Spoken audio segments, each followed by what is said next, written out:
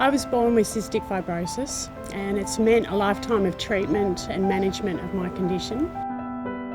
Walking with her mum, Ingrid Laing looks perfectly healthy.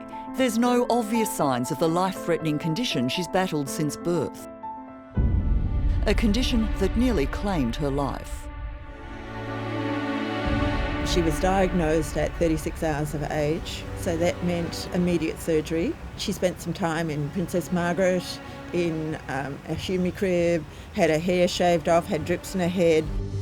Cystic fibrosis is a genetic condition where the body produces abnormally thick mucus which builds up in a person's lungs, pancreas and digestive system. There's no cure, and lung failure is the major cause of death in people with the condition.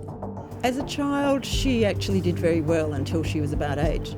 Later on, the sessions in hospital became more regular and probably more prolonged.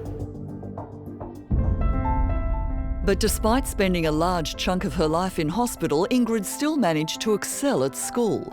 And when it came time to pick her chosen career, there was one obvious choice. I guess I got interested in science and genetics as a result of that knowledge that I already had as a child about my condition, and went off to university to do science.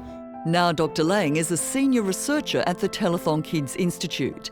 She works in the Australian Respiratory Early Surveillance Team for Cystic Fibrosis, or ARREST-CF, which is leading the world in cystic fibrosis research and aims to extend the life expectancy of kids with the condition by 20 years. 25 years ago, Ingrid wouldn't have been alive to actually do this research. The fact that she's in her 40s, and I'm sure she won't mind me saying that, and is able to contribute at such a high level is remarkable, and it's a testament to the improvements in management that has happened over the last few decades. But Ingrid almost wasn't alive today. In 2011, while attending a conference in the United States, her health took a turn for the worse. There was a point in my life where the doctors really didn't think I was going to make it. I got a blood infection with the nasty microbes that were in my lungs, and I was really critically ill. Ingrid was told the damage to her lungs was too great and she would need a double lung transplant to survive. Knowing that she was going off to Sydney and we wouldn't know when she would get a transplant, it was heartbreaking. But 5 weeks later, Ingrid got the call many cystic fibrosis sufferers die waiting for. I had a double lung transplant, and that's really transformed my life. Like, I don't have that feeling of ill health that I had before. I'm just so relieved because she is still with us and incredibly proud.